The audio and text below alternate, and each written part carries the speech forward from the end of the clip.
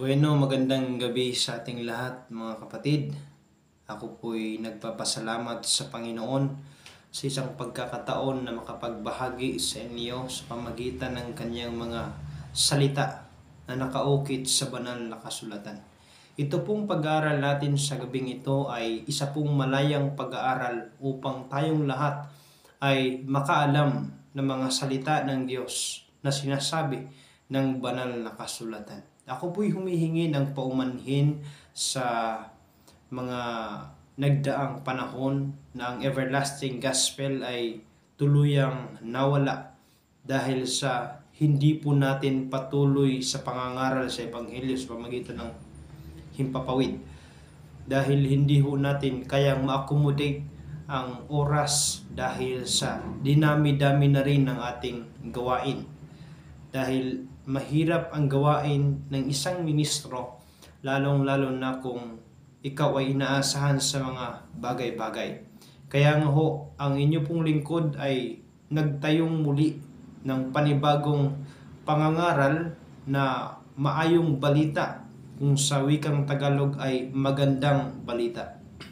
At ito po ngayon mga kapatid ay uumpisahan po natin dahil kulang pa ho kasi tayo ng mga followers, dahil kaya nga hindi tayo makakapag-live dahil mayroon po itong requirements na 100 mga tagasunod bago ka makapag-live. Kaya ang gagawin muna natin pansamantala habang inaantay pa natin yung mga kapatid natin na susunod sa pag-like or pag-subscribe sa Maayong Balita Ministry, ay magre-record muna tayo pagkatapos ating i-live ay ating i-podcast or i-post natin sa ating Facebook account para makita ng mga kapatid. And then ako po ay humihingi sa inyo ng paki-follow, like, and share na rin mga kapatid para ang Ebanghelyo ay hindi lang po sa inyo makarating, kundi gayon din sa mga tao nangangailangan ng pabalita ng ating Diyos. Sa gabi pong ito, dahil katatapos lang ng ating Bible study, siguro sa mga ganitong oras talaga tayo mag-uumpisa kung darating ang oras na tayo pwede nang mag-live sa ating online platform, no? So ngayon, mag-umpisa muna tayo sa ating lesson review. Ito ay gagawin natin kada gabi except sa Friday at saka midweek o yung Miyerkules, no? So Miyerkules at saka Biyernes hindi tayo mag-online, maging ang araw ng Sabbath evening, maging ang Sunday evening ay hindi tayo magkakaroon ng live.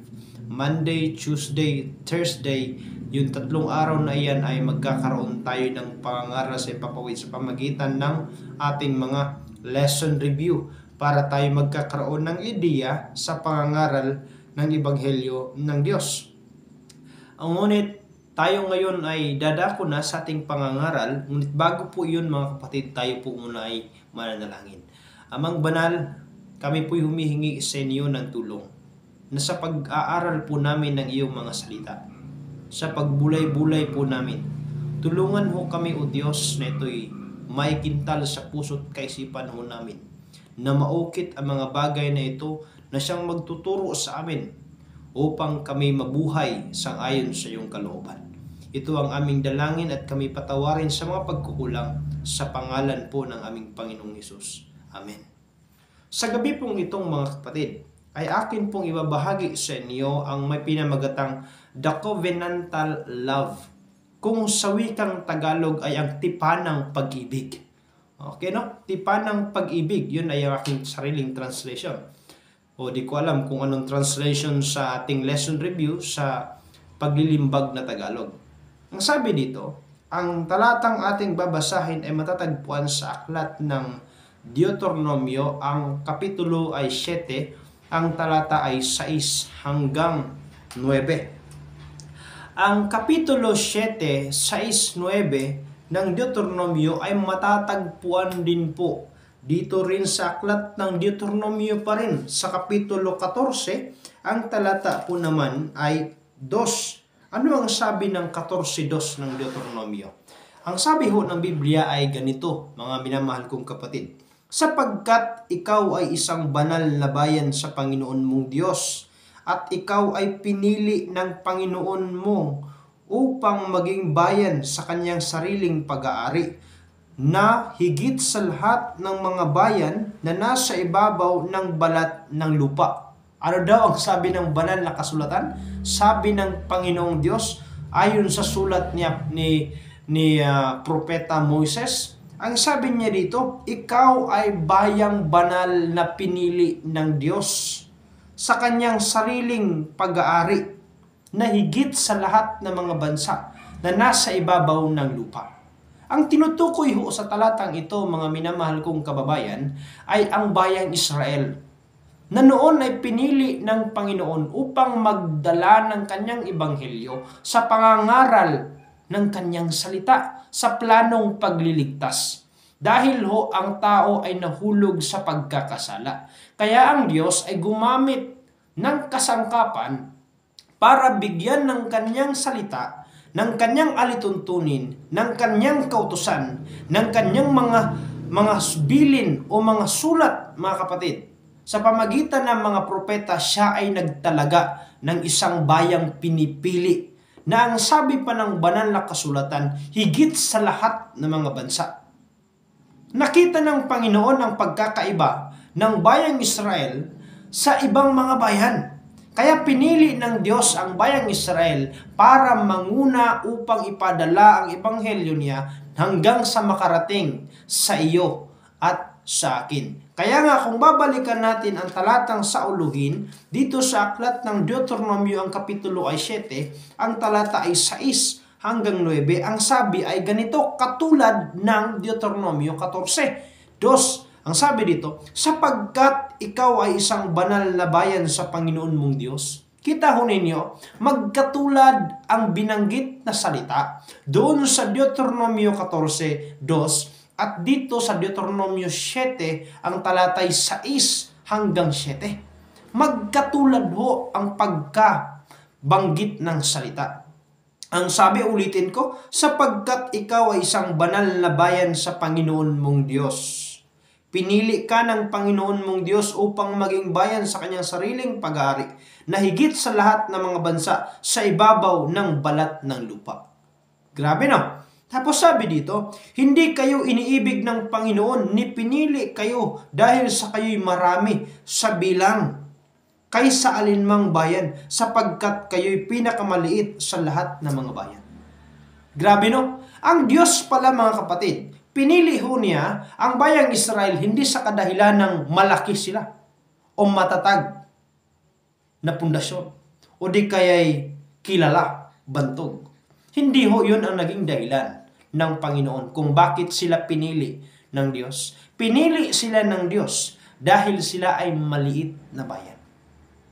Nakita ho ninyo, mga minamahal kong kababayan, na ang bayang Israel na ito na pinili ng Diyos ng una ay hindi sa kadahilanan ng pilak o ginto na mga bagay na nasisira. Sang-ayon na rin sa aklat ng Bagong Tipan na matatagpuan ho natin dito sa aklat ng unang Pedro. Ang kapitulo ay 1 at ang talata po ay 18. Ano ang sabi ng unang Pedro 1:18? Na inyong nalalamang kayo'y tinubos, hindi na mga bagay na nangsisira ng pilak o ginto mula sa inyong walang kabuluhang paraang na pamumuhay na pinamana sa inyo ng inyong mga magulang, kundi ng mahahalagang dugo gaya ng korderong walang kapintasan at walang dungis sa makatuwid bagay, ang dugo ni Kristo. Dito sa Bagong Tipan, mga kapatid, itong binabasa natin ito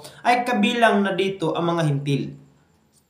Dahil pinili ng Panginoon ang bayang Israel sa pagdadala ng kanyang mensahe para sa ikaliligtas ng buong sanlibutan sa mga taong sumasampalataya sa Diyos, ang sabi ng Bagong Tipan, tinubos daw tayo hindi sa pamagitan ng mga bagay na nangasisira. Unang punto, pinili ng Diyos ang bayang Israel hindi sa kadahilan ng sila'y malaki, tanyag o kilala, kundi pinili sila ng Panginoon dahil sila'y maliit na bayan. na magdadala ng kanyang mensahe, sang-ayon na rin sa aklat ng Ezekiel 5:5, na ang sabi doon, inilagay ko siya sa gitna ng mga bansa. Sentro, kumbaga sa buong sanlibutan, ang pinakasentro ay ang Jerusalem, kung saan naninirahan ang mga Israel. Kaya nga ho, mga minamahal kong kababayan at mga kapatid, ano ang tinuturo ng Deuteronomio 7:6-9? Ang Diyos ay hindi po pumipili sa kalagayan ng isang tao. Ang Diyos ay pinipili niya kung sino yung pinakamaliit, kung sino yung mapagpakumbaba, kung sino yung taus-pusong naglilingkod sa Diyos. Ang sabi pa nga ng lesson natin, sabi dito, the Bible often depicts God's special love relationship with us by using family or kingship metaphor, particularly metaphors of love between husband and wife, or a good mother for her child. Ganon mga kapatid, ang Diyos ay gumagamit ng iba't ibang kapamaraanan ng metaphoric na kapamaraanan. Halimbawa, sinisinsay ng banal na kasulatan o sinasabi niya na tayo daw po ay iniingatan sa pamagitan ng mga pakpak ng Diyos. Na kung saan ang inahin ay iniingatan niya ang kanyang mga sisiw para ito'y hindi madagit o malapa ng ibang mga ibon. Ganon ho ang Diyos. Gumagamit siya ng kapamaraanan sa iba't ibang mga bagay para maipakilala niya ang kanyang wagas na pag-ibig sa mga tao. These metaphoric are used particularly to depict the special relationship between God and His covenant people. This relationship of covenantal love, which involves not only God's love for His people, but also expectation that will accept His love and will love Him and one another in return. Napakaganda ng sinasabi ng banal na kasulatan. 7:9 naman ng Deuteronomio, ano naman ang sinasabi ng banal na kasulatan? Basahin ho natin. Dito matatagpuan sa aklat ng 7:9 ng Deuteronomio. Talastasin mo nga na ang Panginoon ninyong Diyos ay siyang Diyos, ang tapat na Diyos na nag-iingat ng tipan at maggagawad ng kagandahang loob sa mga umiibig sa Kanya at tumutupad sa Kanyang mga utos hanggang sa 1,000 saling ng lahi. Grabe no! Anong sabi ng banal na kasulatan? Ang Diyos ay Diyos na tumutupad sa Kanyang mga tipanan, sa mga tapat sa Diyos. Grabe no! Sabi nga rito, ang tapat na Diyos na nag-iingat ng tipan na magagawad ng kagandahang loob. Na ang sabi pa nga ng karugtong na salita, ang sabi niya, ang Diyos ay magtatapat hanggang sa 1,000 lahi sa mga taong tumutupad sa kalooban ng Diyos. Mga minamahal kong kababayan at mga kapatid, kung nais mong ma-bless din, bagaman hindi dapat ganito ang aim natin eh. Kung gusto nating maging mapayapa ang lahi natin, hanggang sa 1,000 lahi na meron ka sa ibabaw ng lupa. Kung gusto mong mapaganda ang kanilang buhay at makikita mong lumalago sila, sumunod ka sa kalooban ng Panginoon, sa utos ng Diyos, sa mga ibinibigay ng Panginoon. Dahil dito natin makikita na ang pangako ng Diyos, siya ay magtatapat at nagpapakita ng kagandahang loob hanggang sa 1,000 lahi na meron ka sa ibabaw ng lupa. Yun ang sabi ng banal na kasulatan. Describe as a special kind of love that God has with His covenant people, a relationship that is partially dependent on whether or not they remain faithful. God's love is not conditional. Ano? Yung pag-ibig ng Panginoong Diyos ay hindi conditional. Minsan tayo na mga tao, kapag umiibig tayo, nag-a-after tayo na dapat mayroong sukli, ang Diyos ay nagpapautang. Ang Diyos ay nagpapahiram ng mga bagay-bagay. Pero hindi siya umaasa na susuklian mo siya. Hindi siya umaasa na bibigyan mo siya ng mga bagay-bagay. Yun yung pag-ibig ng Panginoon na not conditional. Hindi siya nag-a-after ng mga bagay na ibibigay mo sa Kanya. Hindi niya iniisip ang mga ganong bagay. Ang tao, nagbibilang kumbaga. Pero ang Diyos, mga minamahal kong kababayan, ay hindi po nagbibilang sa ating harapan. Kagaya lamang ng ganito.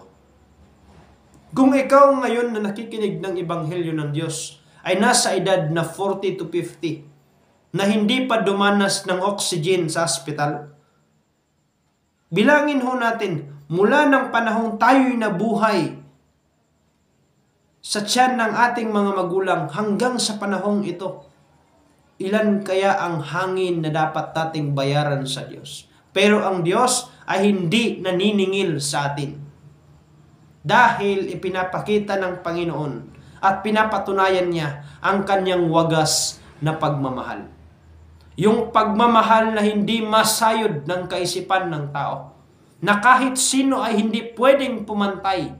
Na ang pag-ibig na ito ay humantong sa kamatayan. Sangayon na rin sa aklat ng Isaiah 53. At dahil sa kamatayan ng ating Panginoong Jesucristo, dahil sa hapdi na kanyang tinahak doon sa cross ng Kalbaryo, na dapat ikaw at ako ang magdusa, hindi tayo, kundi siya tuloy ang nagdadala. At sa pamagitan, sabi ng Biblia, sa pamamagitan ng kanyang mga latay, tayo ay nagsisigaling. Ganun ho ang sabi ng banal na kasulatan.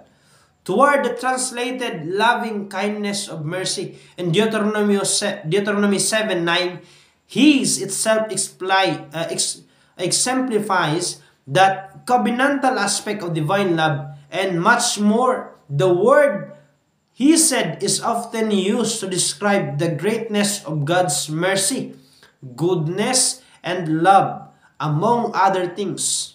Grabe ang sabi ng banal na kasulatan, mga minamahal kong kababayan. His refers to loving kindness and steadfast. Binabanggit din dito ang 2 Samuel 2:26, 1 King 2:23, and in Psalm 25:10, and Psalm 32:10, and 2 Chronicles 6 verse 14, and 1 John 15:13, and in Philippians 2:8, na humantong naman sa kamatayan ng ating Panginoong Jesucristo dahil sa ating mga kasalanan. Ang pag-ibig ng Diyos ay hindi po masayod ng kaisipan ng tao.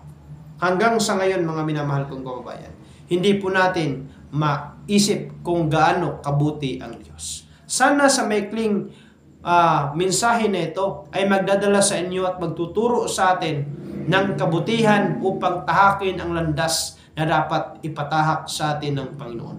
God bless po, at ako po'y mananalangin sa inyo, at ako po rin po ay mananalangin para sa aking sarili at para sa ating lahat. Panginoong Diyos na makapangyarihan, sa gabi pong ito, amin pong itinataas ang iyong pangalan sa iyong kabutihan at kadakilaan sa patuloy po naming natatamasa. Ang iyong pag-ibig ay nahayag sa krus ng Kalbaryo na hindi namin kayang linisan ang aming mga sariling kasalanan, kundi nangangailangan kami ng tagapagligtas. Maraming salamat, O Diyos, sa iyong pag-ibig. Maraming salamat sa iyong sakripisyo. Sana'y natuto kami sa iyong ebanghelyo. Patawad po sa mga pagkukulang na aming nagawa. Dalangin po namin, O Diyos, na pagtuluyan niyo po kaming pakabanalin at tulungan niyo po kami sa aming pag-aantay sa iyong kalawang pagdating, na maratnan kaming tapat at pagpapalain kaming lahat. Sa ngalan ng aming Panginoong Jesucristo, ito ang aming dalangin sa pangalan ni Jesus. Amen. God bless po at magandang gabi sa ating lahat, mga kapatid.